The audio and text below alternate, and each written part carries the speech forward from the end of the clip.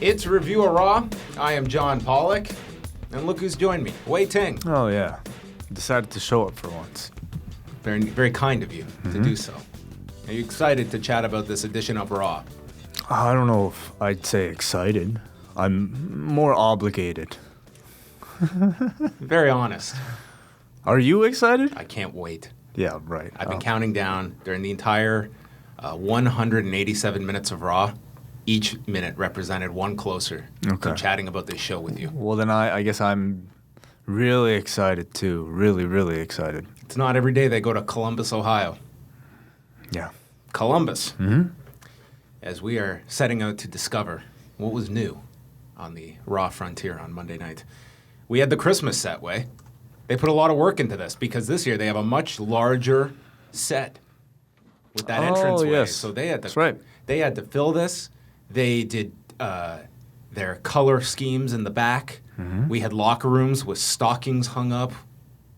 Yeah, who are the interns that have to go out to buy all this Christmas stuff? That's your dream job, isn't it? Wouldn't that be a dream job? Decorate the Raw set? To buy Christmas things. No. Don't you love that stuff? No, Don't you love Christmas decorating? I'm not going out and buying stuff. And You don't decorating like stuff. that? No. Oh. Not really. But you love Christmas. Yeah, that doesn't mean I want to do labor. And by your definition of volunteer work, not even paid work. No. That doesn't sound enticing at all. Right, okay. But a lot of work went into this set, Yeah. and I guarantee you not one other Raw review is going to compliment the set decoration on this show, and I'm going to. Because I know a lot of work goes into this. And that's why people listen to other shows. Did you ever watch The West Wing? No. They would have their Christmas episode, and the amount of detail and work they went into. They won an Emmy one year for set decoration. For their Christmas set decoration? I believe so. I think I can't remember which season. What was so special about their Christmas set decoration? Well, I mean, this is the White House. You have to make it look like the White House at Christmas time. So, I mean, big tree. What does that look like? You had to, well, watch The West Wing. I'm not watching just for that reason. West Wing's a really great show. Anyway. It's actually a lot of fun to watch now, You realize given the state of U.S. politics. So Deb Bartlett as compared to the president-elect. Gotcha. I have a feeling this won't be a 30-minute review this week. No, it's going to be much longer. Do you want me to get into how President Bartlett also had less votes but won the Electoral College? Not really. No? Okay. No. Let's get into Raw. Okay. The Christmas set. One of the highlights of the show. Kevin Owens and Chris Jericho are in the ring. And Kevin welcomes us to the Chris and Kevin show, emphasizing he is putting Chris first. And said he would do anything to keep the Universal title, including taking a code breaker from his best friend. And Jericho calls on the monkeys in the truck to show the still photos. And as they're waiting, Owens yells, "Monkeys!"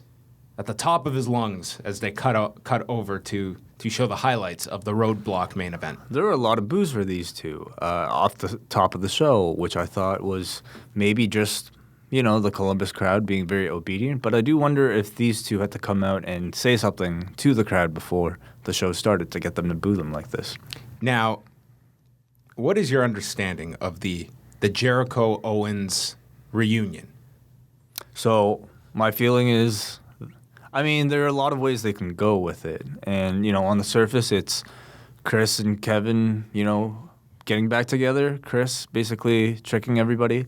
You can also look at it like it might be Chris Jericho wanting Kevin Owens to keep the belt so that he could take the belt off of him at a later time. So you don't believe this was their plan all along? It was more No, there's more story to be told. We know a breakup will be They coming. didn't make it clear on the show, but it leans towards that these were their problems, and then Jericho hit him with this code breaker, and Owens believes Jericho was doing that to save the title, when it could be he just wants Owens to keep the title for his own selfish reason. Definitely a possibility. Yes, 100%. And I think the fact that fans can even speculate about that. It says that they've been keeping the mystique and they've been delaying this breakup, and they've found another way to do that yet again. Well, I will give them some credit because you can interpret it that way, but what we just explained was never brought up on this show. There was no announcer that was questioning this. No, but they shouldn't.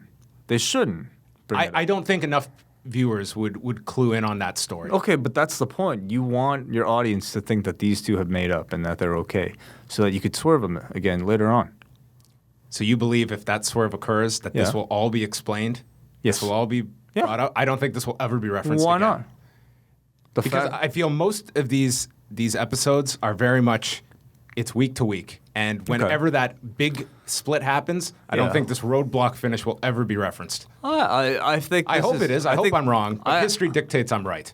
I don't know. I feel like this would be a big enough moment that they would reference it back. Yeah. Jericho was also not wearing the holiday scarf that Kevin Owens gave him at Roadblock. And that should be a major tip-off. And that, too, should come up later. Owens said as much as the codebreaker hurt at Roadblock, it paled in comparison to the pain of not being his best friend any longer. And Jericho said that the codebreaker hurt him even more to deliver it. And he had to make the referees and all of the mutton heads believe, stating they are stronger than ever, and they had a hug. Jericho then insults Santa Claus, stating that he stole Jericho's gimmick of making a list and adds Santa to the list, which got a lot of cheers from this audience. They were very happy to see Santa joining the list. And then out came Mick Foley. I might have 30 minutes of dissection on this man's outfit. What, his black jacket? Wait, this was not just a black jacket. This guy came out with a black leather jacket with this awful T-shirt underneath it that we'll get to later, with sweatpants. I want you to picture Mick Foley with a black leather jacket and sweatpants with a fanny pack. Is Mick Foley somebody that you would consider a fashion icon at any point in his career? I would never charge him with that, ever. But this might have been the worst dressed individual in the history of Raw. What? Wow. That's really This bold. outfit was a disaster. I do think maybe there should be a fashion website that could critique all the wrestling outfits that are out there. There's a market for that. Yeah, there definitely is. Is this the worst of all time? It's a pretty heavy statement. I feel it's on purpose that they're trying to make him just look. I mean, he never wore. I think this is probably what he wore. No, they had him in like a suit jacket before. They were trying to dress him up, and now they're just trying to make him look like disheveled. I feel like a mess. I feel like you don't put a leather jacket and sweatpants together, like without a purpose. I think that you do put a leather jacket and sweatpants together if you're Mick Foley. This is probably what he showed up to. He's never worn that in his life. No, people taste change. You didn't always wear button-up shirts. All right, well, when I have sweatpants underneath, then you critique me. Maybe someday that'll be your look. All right, well, maybe it will be. How do I know you're not wearing sweatpants right now? I can't see your pants. I guess you have to trust me. So Mick Foley comes out, and they show the footage of what happened after the main event when Rollins and Reigns put Owens and Jericho through the announce desks, and then Jericho makes fun of his fashion. And then Foley takes off his jacket to reveal his T-shirt. So this was a central part of the reveal, was how awful this T-shirt is, which the T-shirt is hard to describe, but it is a leather jacket of... Can you explain this? It's like an airbrushed on leather vest. On top of a Christmas sweater. That's the T-shirt design. It's an airbrushing painting of a leather vest. It's like a tie T-shirt, but instead of a tie, it's a leather vest underneath, over top of like a really ugly shirt. Now, Yes. I'm going to preface this because I know tomorrow something's going to come out that this T-shirt is like some fundraiser he's doing. It's still an awful T-shirt. Okay, so don't donate to whatever charity this shirt is. I'm saying donate all you want, but don't wear the shirt. I don't think that would be even something I have to warn anyone that out of the goodness of their heart donates to some probably very worthwhile. I feel knowing Mick Foley, if this was actually for a charity, I feel like we would have heard about it on Raw. But since it's not, I don't think we're in any danger of people wanting to go out to buy this. Well, we reach a lot of people. We have to get ahead of possible issues. Foley makes a tag match for later tonight with Rollins and Reigns against Owens and Jericho right here in Pittsburgh, Pennsylvania. And the crowd boos. Of course they do, because they're in Columbus. I'm very surprised. Had he done this before? Has he ever done this before? I don't recall him screwing up a city. Yeah. R-Truth has done it. This was pretty It epic. has happened. It's not a first. But not for Mick Foley, king of the cheap pop. I mean, this is his thing. Yeah. Anyway, Owens and Jericho came down with Stephanie syndrome, where they saw a mistake and they just, they started slobbering and just jumped onto this loose meat that's on the ground. Stephanie syndrome. That's like a cousin of Stockholm syndrome. It is, only you don't feel good about it after.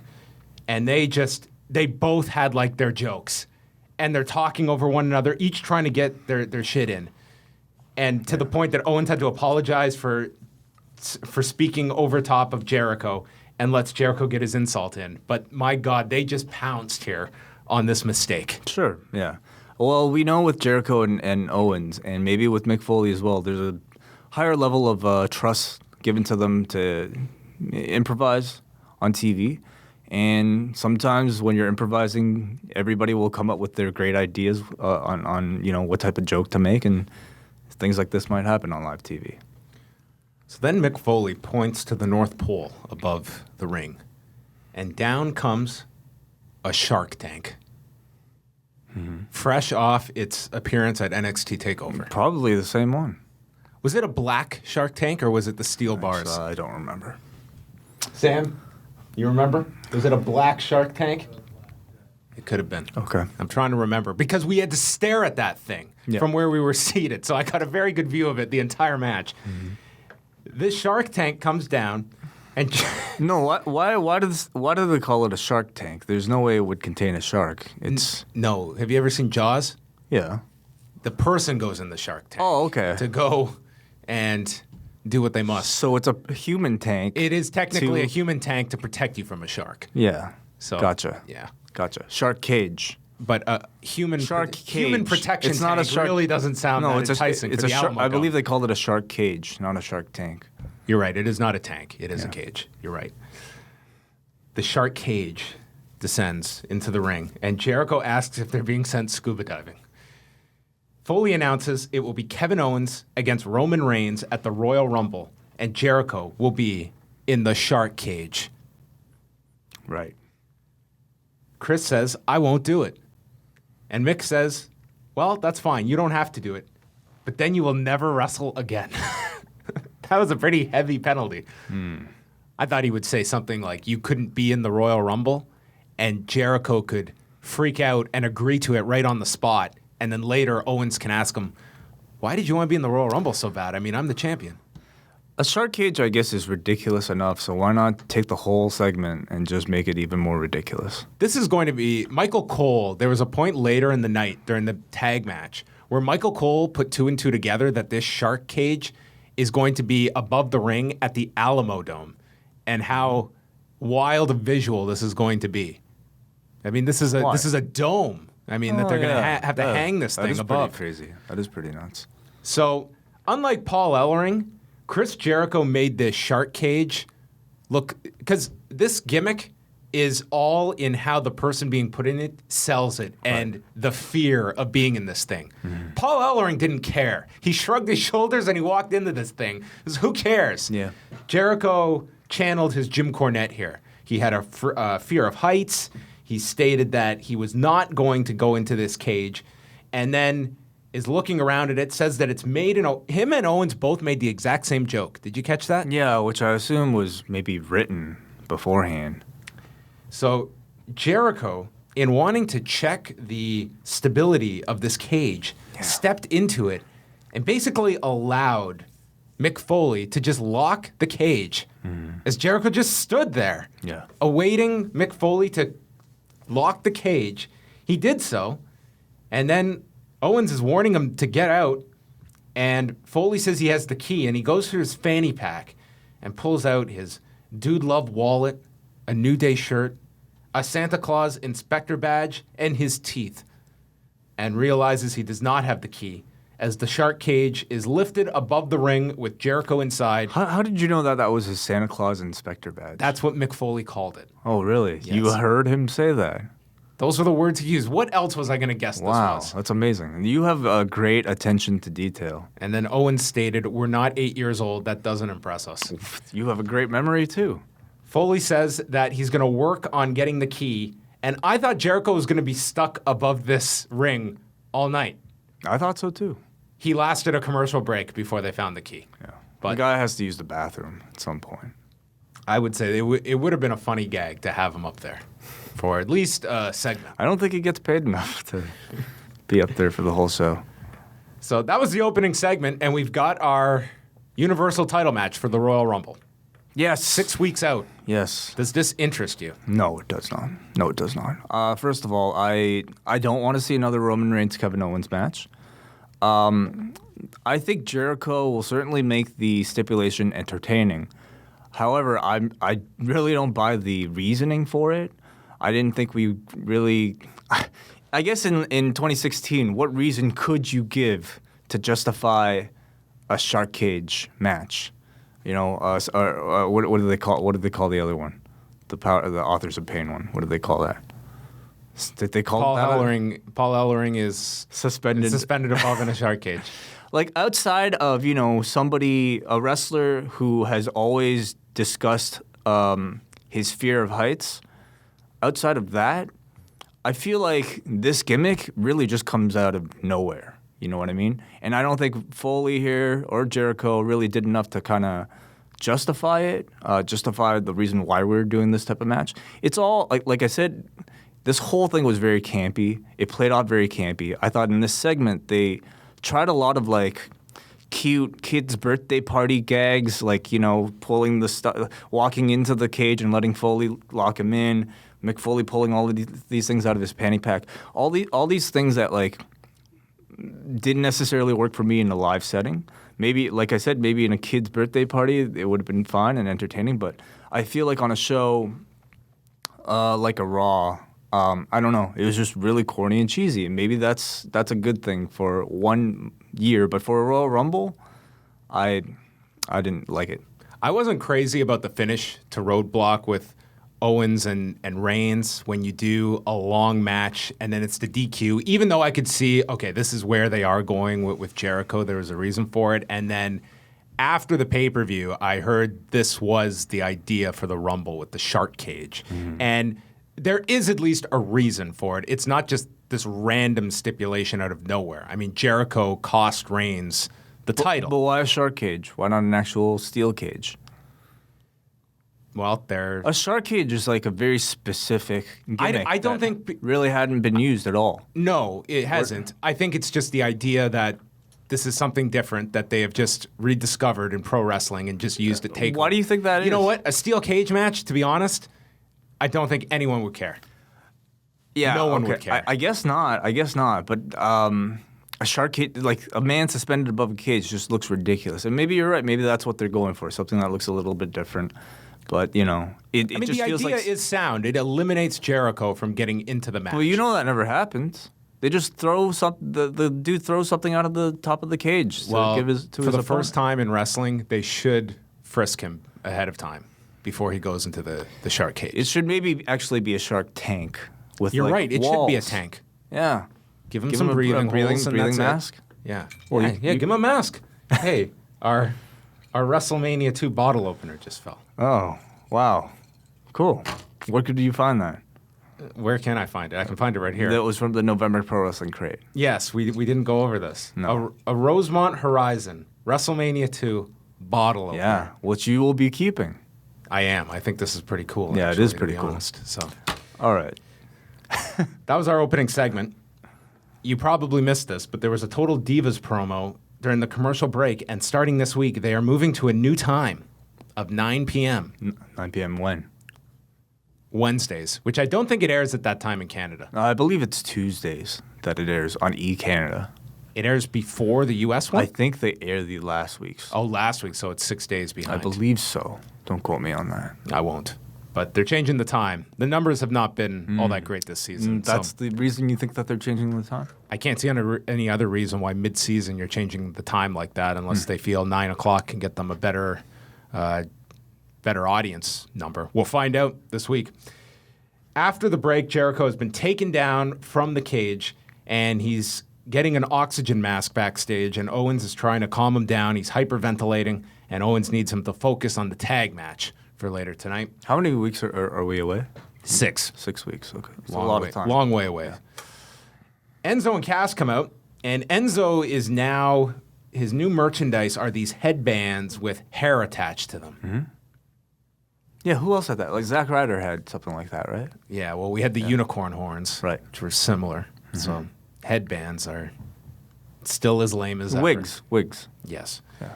Cass calls Rusev a coward and goes to spell out soft when Rusev's music interrupts, and the match begins. Cass stomps and attacks him in the corner and won't stop attacking him, and the DQ is called in 59 seconds. He continues to attack. The referee tries to stop him, and then Rusev kicks his knee and retreats through the crowd. Yeah. What a series of matches on consecutive nights from these two. Yeah. This is WrestleMania for these two. The slow burn. I feel like all the Enzo segments have been very, very good. Maybe outside of tonight. Tonight that ended way. Maybe that changed tonight. Holy Christ. But I think trying to fit Kaz and Rusev into these matches hasn't really resulted in too much. I mean, it's only been 2 of them, but they both kind of resulted in pretty. Yeah, that's not true though. I thought Kaz showed pretty good fire here in this beatdown. Very short. Very short, yeah. Sasha Banks came out with her knee wrapped and she is using a crutch. She was like Tiny Tim. Christmas Carol? No? Boy, you really need to expand your I'm okay. horizons. Okay, don't. She says she left it all in the ring with Charlotte. Notes she tapped out twice and almost broke her leg, and in doing so, it broke her heart. She said she went to war with Charlotte, and then, take a shot, we made history. Now, they have used this term ad nauseum throughout this feud. I can get it with the Hell in a Cell, your Falls Count Anywhere matches. There was nothing historic about this Iron Man match. It was an Iron Man match for the first time a women's Iron Man match for the first time in the WWE. Is NXT not the WWE? Not really. Yes, it is. No, they don't. But they don't really call What is it it? that, What does their though. paycheck say? Is it the Doesn't WWE? matter. Is it on the WWE network? It's an Iron Woman match, an Iron Man match, and it happened. And this woman was in it.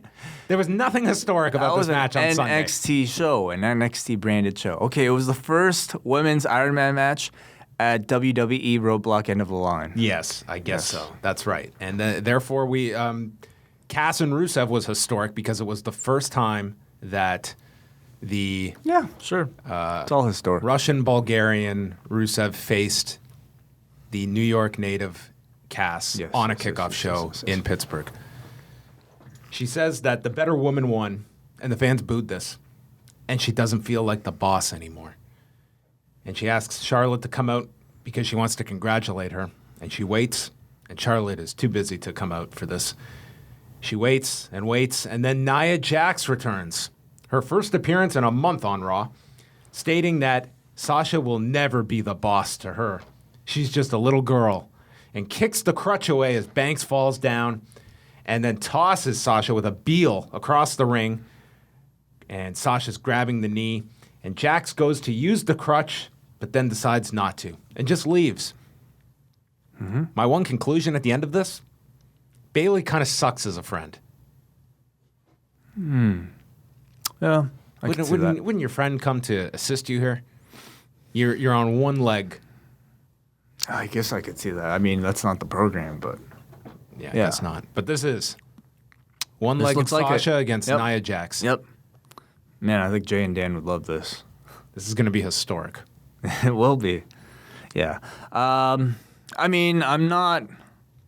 This is all they have right now. This is the roster, these 4 girls right now. I mean, Dana's not here. Emelina hasn't debuted yet. She's disappeared again. These girls just kind of play musical chairs, and this is really it. So I think, it's a. Right now, you got somebody in Nia Jax who sorely needs the experience to get better. And, you're putting her in a pretty big role right now in a featured feud with Sasha Banks. And hopefully in these several weeks, she can really step up her game and, show that she's developed and improved. Then Sheamus and Cesaro are in the back with Mick Foley in his office that's all decorated for Christmas, and he states he feels like a proud papa. He admits that they admit they doubted Foley when they were put together as a team, and Mick Foley reveals the new Raw tag titles. Wow. The exact same design. They are now silver plates instead of copper. Yeah. And red straps instead of black. Right. Awesome. So they're pretty much the same titles, just recolored. Yeah. Yep. And that was it. And then a referee rushed in stating they needed Mick. And we cut to Braun Strowman killing people backstage. He's throwing everything in sight, and he's looking for Sami Zayn. And Foley appears, says he's done playing around. And Foley explains that he talked to Sami Zayn into leaving earlier. Why? And he's 100 miles away. Yeah, Sami Zayn hadn't even appeared on the show yet. He wasn't on the show, period. Yeah.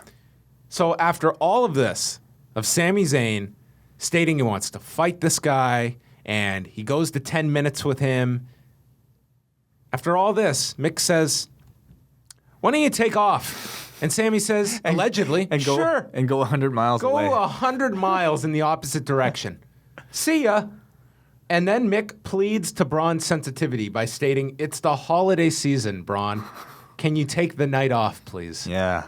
Yeah, I don't think it made Sami Zayn... I mean, he was kind of an afterthought on this show when he wasn't a thought. He wasn't a thought at all. When coming out of the pay-per-view, he was sort of the one that was, he was somebody to be focused on, I thought. I don't know why watching this, when Braun was such a big part of this show, I mean, I guess you wanted to have Braun Strowman give him a reason to just kill people. I don't think Sami Zayn needed to have his arm raised at the end of that match at Roadblock. Because it feels like Braun is clearly the priority. Yes, he is, yeah. And I think you could have done enough that Sami goes down fighting, but at the end he does get beat by this guy who is moving upward, and Sami seems that he's staying in place. Right, yeah. And yeah, nothing on this show from Sami Zayn. Cedric Alexander with his woman, Alicia Fox, took on Noam Dar. And Austin Aries is on commentary, and he did this on Sunday, and he continued on Monday with a banana in his pocket. In his jacket pocket. Oh, I didn't notice that. Yes. What does that mean? It means that he's got better fashion sense than Mick Foley. Or he likes potassium in his diet. Who doesn't like bananas? Is there anyone out there that doesn't? I like bananas, yeah. Everyone does. This was his Raw debut. I think so. Yeah. Yeah. Pretty cool. So Aries is with Cole and Graves, and Alexander catches him with this spinning elbow and then catches him with a head scissors, sending Dar to the floor. They went through a break. We return. As always, every commercial break, the heel is now in control when they return. And he missed a double foot stomp off the top, and Alexander fought back, did a handspring into an enziguri, springboard clothesline, and then the lumbar check for the win. And as he's celebrating with Fox in the ring, Dar gets on the mic on the floor, congratulates Alexander. He notes he beat him 2 weeks ago, so you could say that we're even, but we're not, because you still have Alicia Fox. She's the real prize, and calls her Foxy Baby, and says all he wants for Christmas is her. And we cut to Alexander yelling, "Really? Really?" That was it. I mean, there's throwing some storyline into this division, which, and they're giving guys like Noam Dar a chance to speak, which I think is good. I think the division sorely needs some personality right now. And he has personality. It seems like Noam Dar, it seems like one of the stronger personalities of all the people that they have. So, whether or not people really care about the storyline yet, I don't know. I think Noam Dar, it's up to him to kind of really, step up the promo and get the crowd really hating him, I think. But as far as the storyline goes, this is I feel like such a very generic, cliche pro wrestling storyline. Like, we all see the turn coming. We all know Alicia and Dar are going to end up together. It's just like... Well, football season's ending. We need to do a wedding. I guess. But, it seems like in the Cruiserweight division, we're doing very, very basic sports entertainment storylines. Aren't you happy for Cedric that after that one night storyline that His head is not in the match anymore because of his newfound romance that he lost a match. What was the point of all that? He's worked his way through it. He is now comfortable in this relationship and won a match. Yeah, I don't know. And that was never referenced. Yeah, it's strange. So good for him. Yeah. I don't know. The New Day came out for a segment that I think took the entire second hour to go through. Their new intro is clap for your longest reigning tag team champs. And Xavier states that they hit a roadblock. Kingston then says that Ric Flair couldn't have become a 16-time champion without losing it 15 times. As Big E says, and that will be Charlotte in a month. They state they'll become tag champions again, and then Cesaro and Sheamus come out. And Sheamus goes to mock the New Day and their entrance when Cesaro stops him. Sheamus says it's a new day, and it's day one of their reign, and calls himself the tag team champion. And Sheamus and Cesaro go to state their names to cheers and boos. I'm really done with the partners that can't get along here, because I thought we had moved past this with these two. I thought that was the whole bar scene, that these guys were now working together. Right. And now the idea is they can work together in the ring, but they hate each other out of it. Well, and it's just exhausting. No, but you need to maintain part of this dynamic. You know, they can't all of a sudden just be best friends. Like, I think they're way more interesting when they're just on the same page. Yeah, I think they as make wrestlers. a good team together. Well, the idea is that they still don't like each other, but when they're working together in the ring, they're successful, and that's why they're champions right now. Well, I found this arguing so lame. But that's part of their okay, granted, but that's part of the dynamic of the team is that they're the odd couple that don't get along. Well, I just feel we've gotten through that part of the team. I think we can move on. Kingston is upset that they got new tag titles after winning them, and they had to walk around with those copper titles. And they state they're happy that it was Cesaro that ended their reign, but not Sheamus. They compliment his strength. Sheamus continues to argue with Cesaro. And then Sheamus says that New Day disgraced the titles and believe they can keep the tag titles for 20 years. 20 years they believe that they can hold these tag titles. That'd be really sad. 20 That'd years. be a really sad state. Holy crap. Mm-hmm. Woods doesn't think they can break their record. And then eventually Carl Anderson and Luke Gallows interrupt, calling them nerds. And then Gallows calls them geeks. And then calls the Nerd Day. Awesome. And says that all their beatdowns over the weeks are what softened the New Day up for Sheamus and Cesaro. And then the Shining Stars came out with brochures that got torn up, and then everyone fought. The brochures were the last straw for all of these tempers to flare. And amazingly, we had 4 people on each side divided, and we got an 8-man tag. Yeah. Sheamus, Cesaro, Kofi, and Big E against Anderson, Gallows, and the Shining Stars. Epico hit this double underhook slam to Kingston, and then they worked on Kofi forever. It might have been an hour here where they got the heat on Kofi. Kingston eventually hit Anderson with a tornado DDT out of the corner. Gallows then knocked Big E off the apron to prevent the tag, and then the Shining Stars came in and dove onto Cesaro and Sheamus on the floor. They hit the boot of doom to Kofi. Anderson then ran into a Kingston boot, and Gallows got sent to the floor as Kingston tagged in Big E, who fired up with 3 belly-to-belly suplexes onto Anderson. Sheamus blind tagged himself in as the crowd booed Big E being tagged out, hit a rolling fireman's carry to Epico, super Irish curse, Primo made the save, and then everyone took out everyone. It ended with Anderson being pressed in the air with an uppercut by Cesaro. Cesaro swing to Epico into the sharpshooter, and Epico tapped out as I would say the majority babyface team won. Yes, right.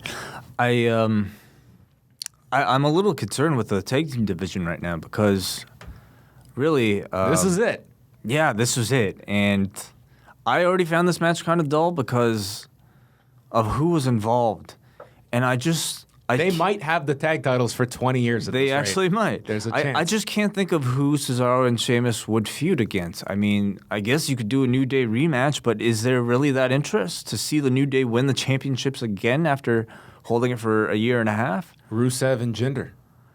I don't know, but they need to create some new teams or at least build interest in some of these other ones. But come on, I don't see. It felt like Gallows and Anderson are the team they put the most focus on in this match. It certainly won't be the shining stars.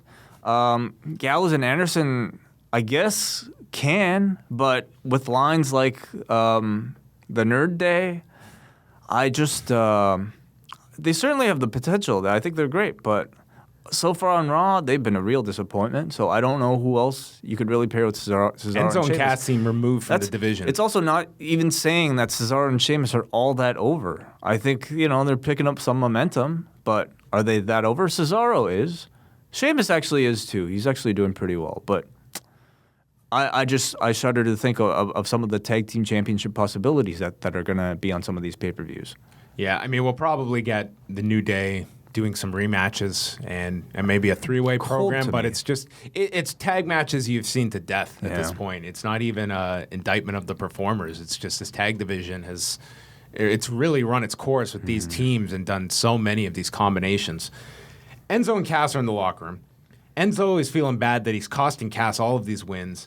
Cass tells him to focus on how much fun they're going to have tonight in Columbus. How much fun we're going to have on a Monday night in Columbus. He calls. Have you been to Columbus? I've been to Columbus. And what is there to do? I went to a UFC event and then I left immediately afterwards. So I really didn't get to experience Columbus. Okay. I'm sure it's fun. Well, you and I have been to nearby Cleveland, and you know what there is to do late at night at Cleveland. Nothing. Yeah. Came and eat. He calls Enzo too sensitive, which would be some foreshadowing, because Enzo has then brought an envelope, and he has been given a notice that after he exposed himself on the November 21st edition of Raw, he has now been ordered to attend sensitivity training tonight. Yeah. Wow. Short notice. Frightening words in hindsight. I did like this WWE Network spot they started showing on Sunday. They've built a promo just built around the fact that you can watch all the Royal Rumbles on the WWE Network, which is obvious that they're all there, but I think it's smart to do those kinds of ads. I agree. Which also, New Japan World has put up every January 4th show, going back to 92, for free on New Japan World. You don't even have to sign up. You can watch every single one. Nice. They recap Neville's attack on Rich Swann. The highlight of this turn was the smile on Rich Swann's face when he saw Neville come out. He was just so genuinely happy to see this man, and then Neville just cracked him. Yeah. And they showed the still of Swann's photo, just smiling. And I thought it was great. Neville got the microphone, and we all sat back, and we were like, uh-oh. This was his big moment. I mean, Neville, I don't recall the last time he held a microphone on WWE TV. He says he single-handedly destroyed the Cruiserweight division, and you people cheered me. Once again, this poor Columbus crowd being confused with Pittsburgh. And this led to a light Neville chant. And when I say light, I mean like 5 people, but it was audible. It's more than the typical Cruiserweight gets, yes. It is. By comparison point, massive heel. Yeah. He says it's been a long time since the fans have cheered for him. They usually only cheer when they think he's vulnerable, and he does not want their pity. You can take your cheers and stick them. And he issues a warning to all your favorites on 205 Live. All of them. Even Herp and Derp. All my favorites. All your favorites, Okay. Wai. They are actually all my favorites, but to this Raw audience, I don't know how many of them even know any of the names on 205 Live. Rich Swann comes out, and he asks, what happened to you? He says, I used to look up to you. And Neville tells him to shut up. Says he took him under his wing in Japan, taught him everything, and Swann has shown no gratitude. Neville calls himself the true king of the cruiserweights, but Swann says, I have the belt, which signifies I'm the best, and you can't handle this. So Brian Kendrick comes out to say, whoa, whoa, whoa, this is my storyline with Perkins. And he tells Swann to show some respect to Neville. Kendrick says, I kept asking where Neville was because you can't start this cruiserweight division without him. I was waiting for Neville to say, I was sitting in the same locker room as you all these weeks and just not being used. And says they are alike, they are pioneers, and Kendrick and Neville respect each other. And Neville says that Kendrick earned his opportunities, unlike Swann, And then Kendrick and Neville attack Rich Swann. TJ Perkins runs down to help out Swann, but Neville hits him in the head with a head kick, and it ends up with Swann and Perkins being left laying on the mat. Kendrick hits a sliced bread to Perkins as Neville leaves. I know I'm poking fun at this segment. I thought Neville was very good. I think so too. I thought he was able to show a new side of himself, one on the microphone for once, and I thought he showed good comfort, actually. Good promo. But I will say, this crowd could not care. Yeah, it's a struggle that they all have to They go just sat through. on their hands for these See, for Neville, it was interesting for me to see because he's somebody that was taken from the main roster that the audience did have a familiarity with. And, I was curious to see if they would take to him any differently from your typical cruiserweights. And I think the audience did. They at least paid attention. They didn't what everything he was saying. They whatted a little. They did. But, they might not have been able to hear him in their defense. Why? He's not a very loud speaker. What? Sure he is. He was yelling into the mic. He was angry. Anyway, I would have liked to have heard him get a little bit deeper about his reasons why he turned. So he didn't really get into that. Thankfully, Brian Kendrick did, coming out and basically explaining Neville's motivations for him. I thought Kendrick still, outside maybe Austin Aries, who was yet to debut, I think Kendrick is still the best speaker in the division. So he was able to kind of tie all the loose ends up really well in the segment.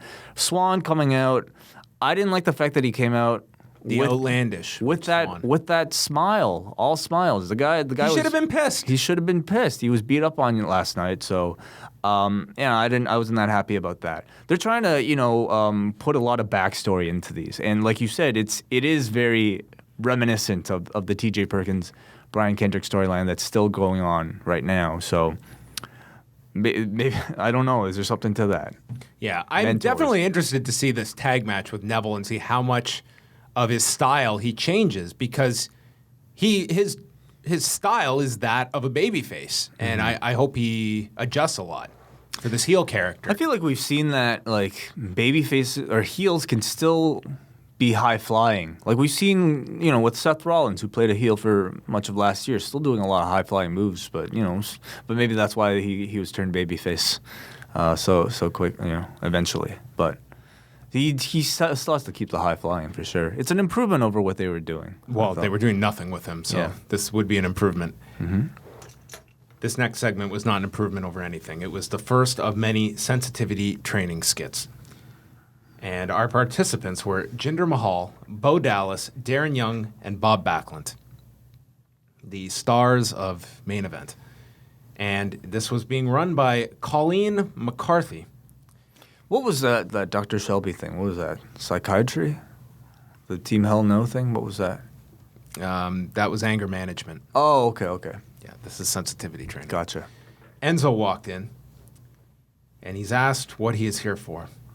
And he says he showed his colleagues his Italian sausage. Sausage is what he said, I believe. I almost ended Raw at this point. He says he blamed Cass for locking him out of the dressing room, but refers to Cass as his partner. And he's asked how long he and his partner have been having marital problems. They tell him to take a seat. So he picked up the chair and said, "Take a seat." I took it. No, this was funny. That was the punchline for the end of our first segment. This is some of the most unfunny material. Well, it wasn't supposed to be funny. What was it supposed to be? It was supposed to show that he didn't fit in. He was coming in with his own Enzo personality, and this was a room that clearly did not take to it. Titus O'Neil and Sin Cara followed this. This match, they announced, was made after a confrontation on the Raw pre-show, which was never explained. We had no idea what this confrontation was unless you watched the pre-show. They didn't show the confrontation. No, you had no idea what this was. We didn't have time. It didn't matter, No, though. it didn't. Braun Strowman immediately came down and killed both of these guys, hit a running power slam to Titus on the floor. Sin Cara then went for a suicide dive, and I imagine Braun was supposed to catch him, and Sin Cara just came at such a speed that Braun just had to shift around and turned it into a spine buster and didn't make this look awful. Mm-hmm. He just dropped him. And the officials are out. Braun then carries Sin Cara up the ramp. Remember, this is the Christmas set. Mick Foley comes out, and he dumps Sin Cara down in front of the Christmas tree and presents on the stage, and then he takes Sin Cara, and there's a Christmas tree on the floor with more gifts on the floor. And in a visual that I will never forget, that I feel could be in the Raw Open, Braun Strowman torpedoed Sin Cara through the Christmas tree. He threw him through the Christmas tree, and he landed on the Christmas presents. I watched this repeatedly, and I thought this was Sin Cara's highlight of 2016. It could have been. It easily was. Really could have been. I thought this visual was great. This made this entire segment worth it. Sin Cara's fall off the stage through this Christmas tree. I just thought It was a pretty great visual. Yes. I like this. Chris Jericho and Owens are in their decorated locker room. We had garland across the lockers. We had stockings being hung. Jericho is still rattled from being in the shark cage and says he was hanging like a sexy piñata. Says he has a fear of heights. He's got arachnophobia, and Owens corrects him, saying, no, you have acrophobia. And Owens compliments Jericho to cheer him up and get him set for the tag match. Charlotte is out and says that she would call Sasha to come out, but probably wouldn't make it out after her attack earlier from Nia Jax. She says she beat the boss out of Sasha Banks. She is the greatest superstar that WWE has ever seen and would dominate in any era, and names off Trish Stratus, stating how stratisfaction does not add up to natural selection. Do you think that means anything? No, I don't. Because Trish Stratus is pregnant. Oh, is she? Yes. If it wasn't... Congratulations. Yeah, it was her birthday this past weekend, actually. Double congratulations. Yes. If it wasn't for that fact, I think you could totally read something into that. Right. She also mentioned Fabulous Moolah, which 100% doesn't mean anything. No. And says that the only moolah that counts is the cash she generates. She's the queen of pay-per-view, which I found hilarious in this era where pay-per-view is gone, essentially. Do you I guess this would have been a good time to bring up Mickie James too, but Mickie James, do you think now she works better on SmackDown or Raw? Which brand needs her more? I mean, we look at what are the odds. You know, you have one title program on Raw, and then you have like the odds and ends of the division. It's going to be either Sasha or Bayley with Nia or Dana Brooke. 4 or 5 names in the division currently. Like I feel there's more of a role for Mickie on Raw. You have so many women on SmackDown. I mean, she could work with like I think Mickie could work well with Alexa Bliss and help some of the younger women. She could fit on either show, but Raw it's just a numbers issue that they lack. So that's a possibility. She says people subscribe to the WWE Network each month thinking this will be the month that she loses, and they're always disappointed. She says she's a guaranteed winner, makes fun of Ohio State, stating that Clemson will beat them in the playoffs, and this must have got the most heat on the show. Right up there with Mick Foley's flub. Bayley comes out. Charlotte's upset she's interrupted, and Bayley congratulates her and says her feud with Sasha will go down in history as the greatest women's rivalry in WWE history, and says she's been watching since she was 10 years old. And out of curiosity, I looked this up. She would have been 10 in 1999. Wow. Okay. No, I mean, she missed, she saw most of it. What a time to get into the women's rivalries. Yeah. 1999. She says it's time for their rivalry to begin and brings up the scoreboard that reads Bayley 2 and Charlotte nothing, and says, don't think I've forgotten about the attack from Survivor Series, as everybody said, oh yeah. And Charlotte says those victories don't count, and that in the 4 horsewomen, Charlotte's always been number 1 and Bayley's number 4, and said you didn't join Sasha, Becky, and myself because you were never good enough. And Bayley challenges her, and Charlotte calls for a referee, and we get an impromptu non-title match between the two. I thought they did a decent job establishing Bayley here, who has been missing out of the spotlight for the past month, but now is her chance to kind of reestablish her character, and I thought they did a good job selling her as an internal underdog and also as a relatable fangirl, as somebody who bought pay-per-views when they were younger, much like all the little kids watching right now. Charlotte applies his figure four head scissors and is throwing Bayley around. Bayley then attacks the arm of Charlotte, hyperextended it, rolled into a hammerlock and a magistral cradle for a pin attempt, then a Japanese arm drag and a mid-ring crossbody. Bayley starts wooing at her, and then Bayley mounts the back of Charlotte and starts spinning on top of her. This needs to be eliminated ASAP. Yeah, I guess like this worked out well for her in NXT, but like on the main roster, people just don't get it. It was quiet, and she really looked like she was struggling to spin. She just looked like the movement of a crazy woman. That's all. Not really that of a baby face. I feel like, once you get the character over, you can get away with things like this, and like people would get it. But now it's just like it looks like the Elaine Bennis, like on the floor. Yeah. Charlotte retreated to the floor. They go through a break. Guess who was in control as they came back from break? Charlotte with a miraculous recovery. Bayley comes back, fires up on Charlotte. It's a sliding D. There was a twist of fate in the ropes. And then Charlotte yanked her off the turnbuckle by the arm, dropping her on the rope. Charlotte steps on her, climbs to the top, hits a moonsault, but Bayley kicks out. Then Bayley applies a crucifix for a 2 count. There's some chops by Charlotte. And then Bayley catches her with a backslide for the victory. And they play it up big that she is now 3-0 against Charlotte. But then they show the replay with Corey pointing out that Charlotte got her left shoulder up right at the last second. And that was the controversy at the end. It looked like a real controversy, so that to the point where like I feel like it wasn't intentional that she was supposed to get her. Charlotte wasn't complaining. Right. So and it was only just this was all the announcers playing this up. Right. So it did work out. Otherwise, they wouldn't have mentioned it on commentary. But it kind of worked out for them. Sensitivity training we were back to, and they were going to do a role reversal exercise. And Bo Dallas asks if we can refer to it as Bo-gin instead of begin. Well, so why is that? I guess that's what's insensitive about him. I'm trying to think what he's Bane and has to insert his name into everything. Right. Darren and Backlund go first, impersonating the other. Then Enzo makes fun of Jinder, stating everyone swipes left, and he calls him a schmuck.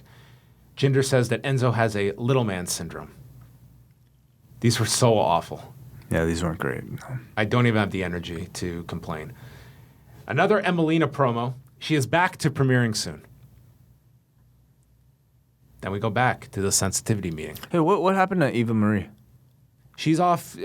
She's either finishing a movie or is done. Oh, okay. So she should be back. They've got the same gimmick.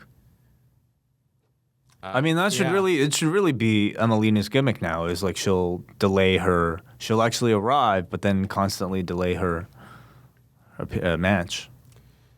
Our next sensitivity session saw Bo going to stop forcing. They were about to be presented with their certificates, and Bo acknowledged he would stop forcing his beliefs on others.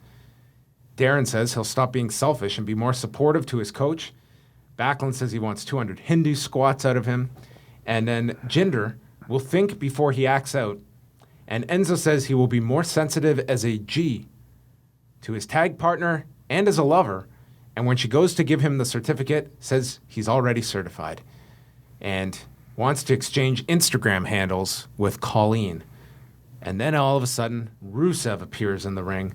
Enzo goes to leave, but Jinder is blocking the other exit, and they attack Enzo together.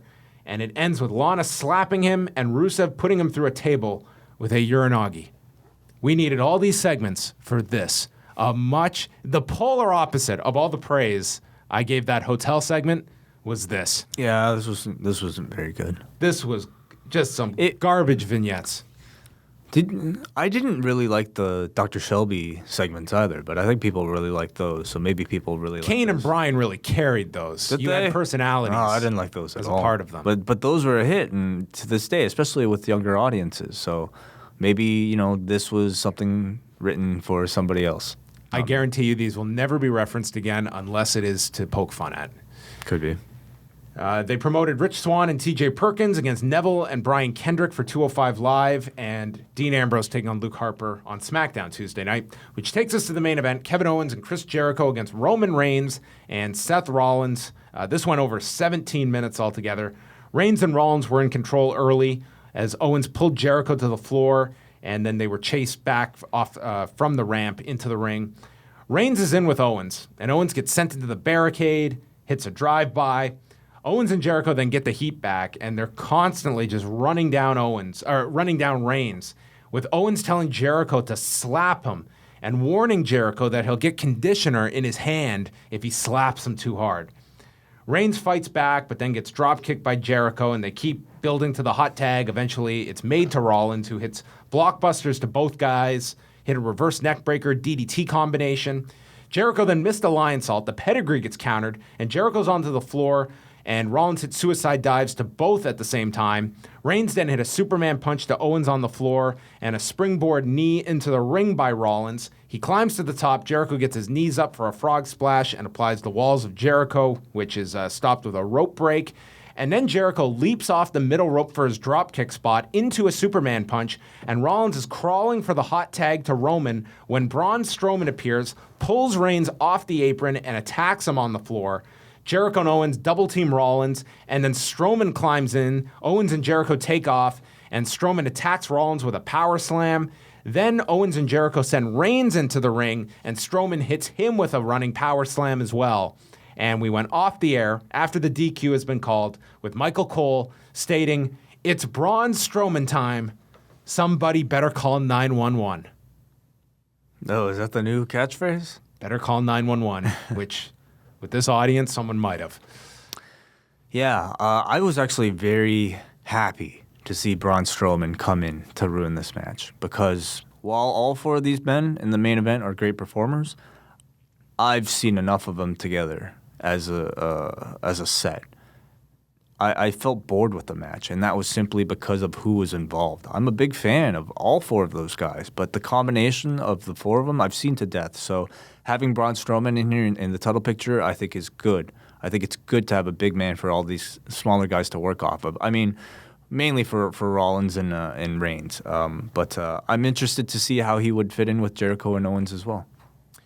Yeah, I mean, I think there's a way to do, whether it's handicap matches or at least put Strowman with Owens and Jericho. I don't think they should be throwing singles matches with Braun involving, like, a Braun Strowman Roman Reigns match is...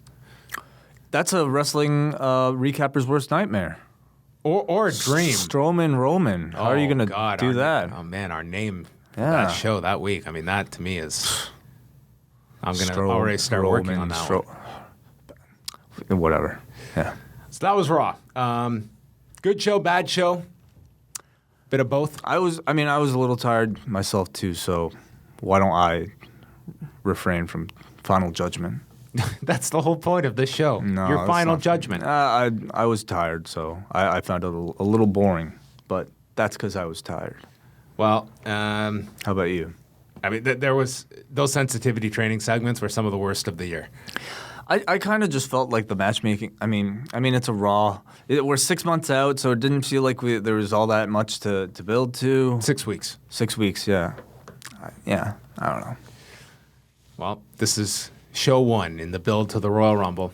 You do have a match with Owens and Reigns, which is either good or bad, depending on your interest in this program progressing. But that was Raw, and that will wrap up the show for us. This coming week, of course, we have Review-A-Smackdown coming out on Wednesday. We've got What's Next on Thursday, a special edition of the MMA Report on Thursday. And then this coming Sunday, it's Christmas. Are you aware of this? I think so. Well, because of Christmas, there will not be an edition of The Lost Sunday Night, but we will have our annual Review-A-Wai Christmas show, which drops on Christmas morning at liveaudiowrestling.com. We are going to be doing our Review-A-Wai jingle contest. We are also going to have a couple surprise guests. A lot of surprise guests. Yes. So look forward to that on Sunday morning. You can get it at the website, iTunes, if you can subscribe to Live Audio Wrestling or wherever else you happen to find this show. Mm-hmm. And, of course, watch for the secret question for your chance to get a T-shirt, which will not be delivered in time to make for a great last-minute gift. No. But you can hold on to it for next year's holiday season. Is that all? Yes. All right. Good night. Goodbye. Each week, you have a chance to win a T-shirt from Pro Wrestling Tees during Review-A-Raw. All you have to do is pay attention for the secret question and then submit your answer at Law Radio on Twitter, and you'll be entered into a draw to win your T-shirt, including our own brand of shirts at ProWrestlingTees.com/law.